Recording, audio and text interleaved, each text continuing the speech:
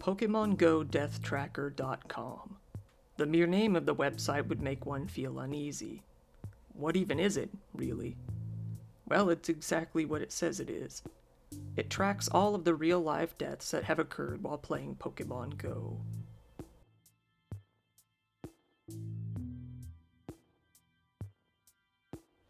So what is Pokemon Go, and how are people dying from it? Well, for those of you who fell asleep and missed the year 2016, Pokemon Go was an international phenomenon. Pokemon Go is what they call an AR game, an augmented reality game, meaning you walk around in the real world and interact in real-life locations while playing the game. Different Pokemon will appear around the world, which you then use your phone to catch. The game has been credited with increasing foot traffic in all sorts of different areas, helping local businesses. However, on the other hand, the game has been heavily criticized for contributing to accidents, dangerous driving, and public nuisances. Some people out there will go crazy over games or competition in general, and with about 150 million active users, that leaves the door open for all sorts of insanity to ensue. Pokemon Go Deathtracker is a very simple, very straightforward website. It does what it sets out to do, and nothing more, nothing less. When you show up to the website, you're greeted with a simple logo, reminiscent of the Pokemon logo, and then looking down, you see the big focus, the ticker. On the left, the number of deaths. On the right, the number of injuries. Now, that injury number, the number on the right, is fairly high, but I'm sure what most of you came looking for is that number on the left there, the deaths. The funny thing is, we've actually talked about a Pokemon Go related death here on this channel before in the video linked on screen. The case was the case of Calvin Riley, a man who, while playing the game around Aquatic Park in San Francisco at around 10 p.m. at night, was shot by an unknown gunman for currently unknown reasons. To be fair, this wasn't the fault of the game. The game is simply what brought Calvin to the place where he would be shot in the first place. And while looking at this list, we can see that Calvin Riley's case is on here. Down towards the bottom of the list, one of the very first deaths. If that case is so far down the list, just how many other deaths are there? Well, 22. I guess we knew that already. But seeing the list, it seems like so much more. You know what? Let's just go over every single death on here, and some of the notable injuries, even. So, get ready.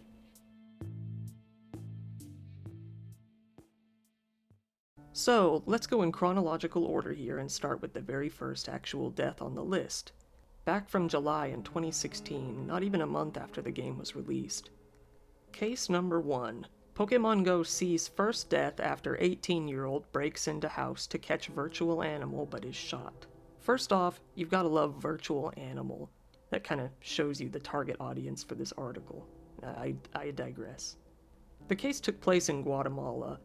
Gerson Lopez de Leon, aged only 18, was playing Pokemon Go with his cousin, Daniel Picken, aged 17. The two teenagers saw a Pokemon that was located in a local home.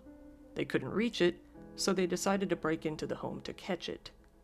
Now, this was a bad idea. They were both shot by the homeowner. Gerson lost his life, while his cousin Daniel was seriously wounded. Case number 2. Woman who disappeared while playing Pokemon Go in Brisbane is found dead. Now, this case is not typical. Hell, it doesn't even really seem the death is related to the game. In this case, 29-year-old Catherine Stalker was out playing the game when she went missing one night. When she was missing, she had happened to be playing Pokemon Go. Her family noticed that she had taken over a gym, basically meaning that she claimed some territory for her team, for those who don't play the game, and therefore they vaguely knew of her location. They appealed to other players who may have seen her that night. However, days later her body was found. It was revealed that she had taken her own life. No foul play was suspected. Case number 3. Danish Pokemon hunter killed in traffic accident. In Copenhagen on the 28th of July in 2016, A 21-year-old man was found dead in a small delivery van that had been in an accident. When the police pulled him out of the vehicle, they found Pokemon Go still running on his phone. The police admitted that they could not know for sure if he was actually playing the game at the time of his accident, but that appeared to be the case. Case number 4, July 30th, 2016. Woman dragged 70 meters by stolen car. In Melbourne, a woman named Tanami Naylor had been playing Pokemon Go with her friends when she was mowed down and lost her life to a speeding car on a pedestrian crossing. The driver was driving a car that he had stolen from a nearby rental depot. He was driving more than 100 kilometers per hour in a 60 kilometer per hour zone when he hit Tanami. He dragged her for over 70 meters before he came to a stop. He was charged with culpable driving, dangerous driving, failure to stop at the scene of an accident, failure to render assistance, burglary, and theft. He was later sentenced to 11 years in jail. And case number 5 is the Calvin Riley case that we previously discussed in the intro. The death occurred on August 7th of 2016. Case number 6, August 18th, 2016. Police identify LeClaire Park stabbing victim. A lot of people were in the local LeClaire Park in Davenport.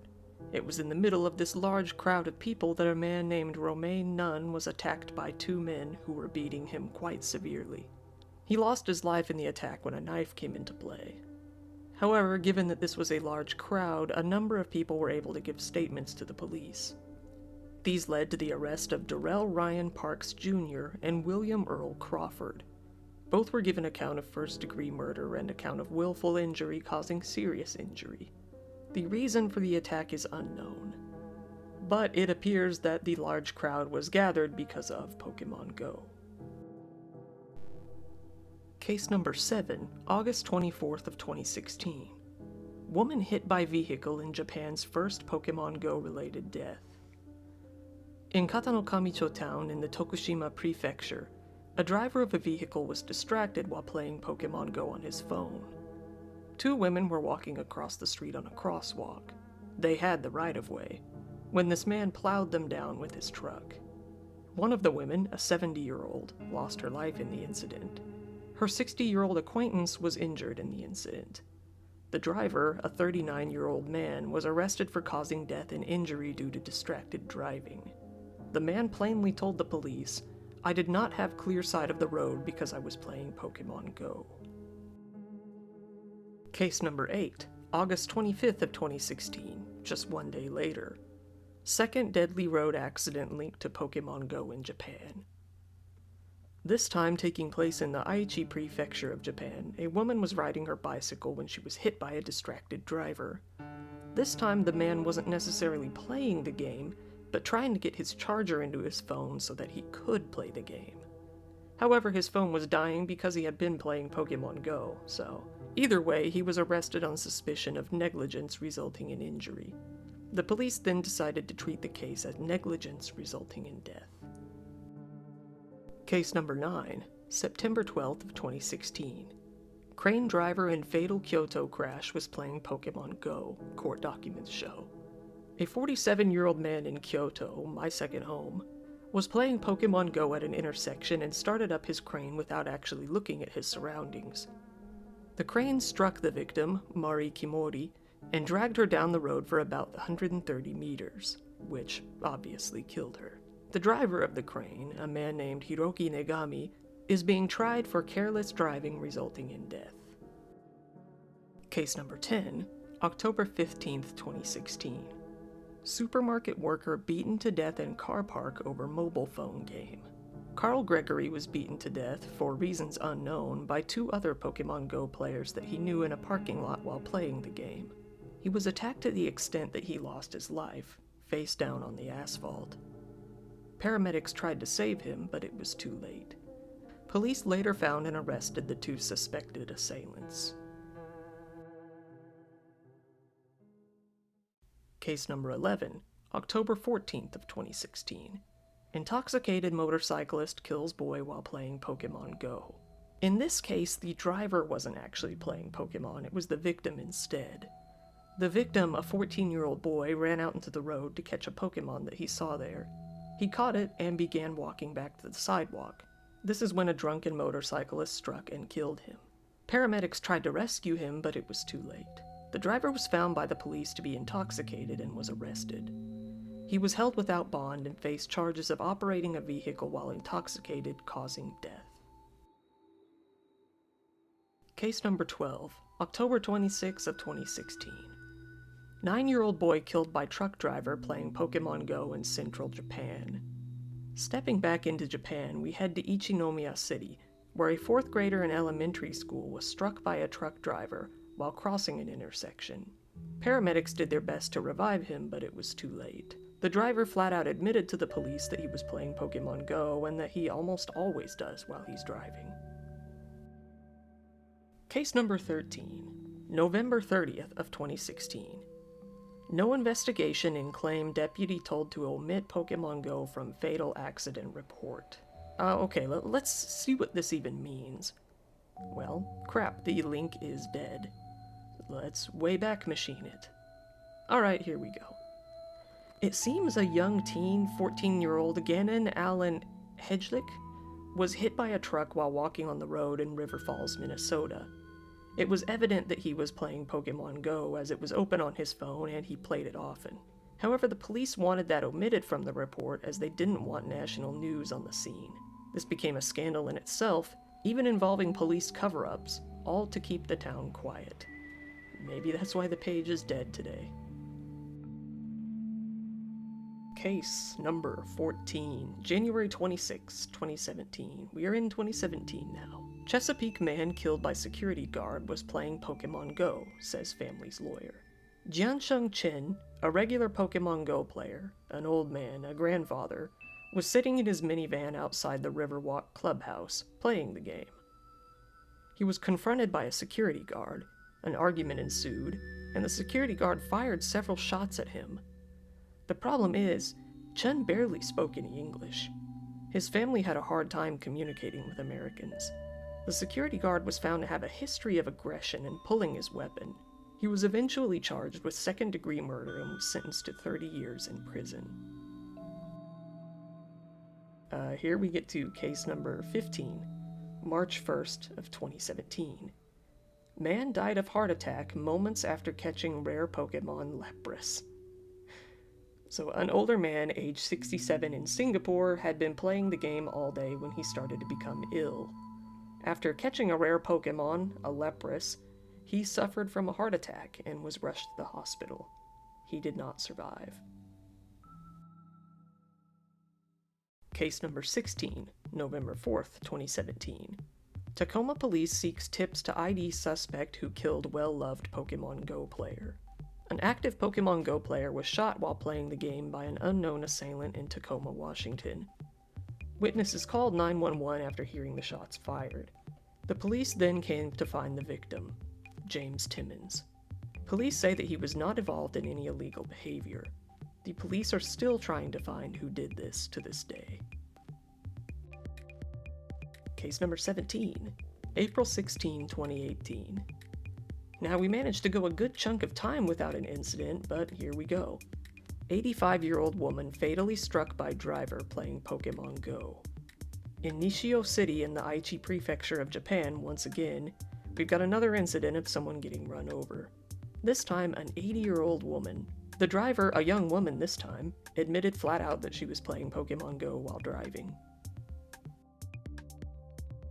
Case number 18, September 13th of 2018. Girl guilty on all counts in, forgive me for my pronunciation here, Sobirage's death.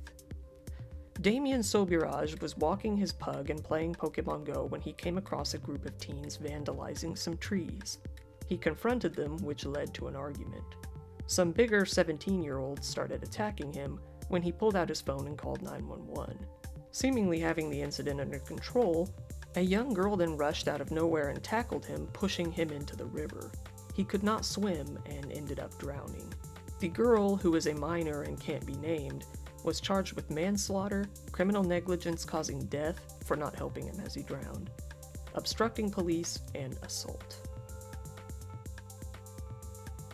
Case number 19. October 2nd, 2018. A vigil for a friend follows second Rogers Park murder in 2 days. Elihayu Moskowitz, age 24, was an active player of Pokemon Go who often played in the local Rogers Park in Chicago. He knew hundreds of other players who were pretty active as well. One night, while walking a park trail at about 10:20 p.m., he was shot by an unknown assailant. Police feel that it was likely random and that the killer didn't know the victim. It was the second shooting in that park in 2 days. Case number 20. October 21st, 2019. Police investigate robbery tied to fatal shooting. A 21-year-old woman named Kayla Campos was playing Pokemon Go with her boyfriend when the both of them happened to witness a robbery. When they tried to leave the scene, multiple gunshots were fired towards them. Kayla Campos ended up passing away from the wounds. A criminal named Isaiah Garcia was charged with her murder. Case number 21. February 5th of 2020. Pokemon Go player who was hunting for Pikachu is knifed in the neck after he refused to give a stranger $5 and a cigarette. Back in Melbourne again, a Pokemon Go player was hunting for a Pikachu when a stranger demanded that he give him $5 for cigarettes. He refused. The stranger, Jonathan Peterson, age 25, then stabbed him repeatedly, in his neck twice and in his shoulder twice. The assailant was sentenced to 4 years and 6 months in prison. And, finally, the big case number 22, May 26th of 2020. A game of Pokemon Go was what started a shooting in the city of Tonawanda that left one man dead and a police detective injured. Joseph Marasco and a few of his friends were walking around and playing Pokemon when they happened to stop in front of the home of Matthew Gerwitz. Gerwitz did not like that they were standing there and confronted them, and insulted them for playing the game. Joseph's group then went to 7-Eleven. On their way home, they passed by Gerwitz's home once more and argued for a bit. Gerwitz then pulled out a gun and shot Marasco. Then, when police came to investigate, he again pulled out a gun and shot a detective. Marasco lost his life, but the detective recovered from his injuries. Gerwitz is facing 175 years in prison. And that concludes our death list.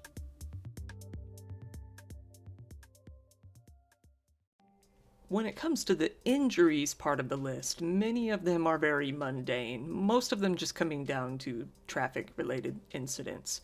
But some of them are very interesting, such as, man has leg amputated after falling onto railway tracks while playing Pokemon Go.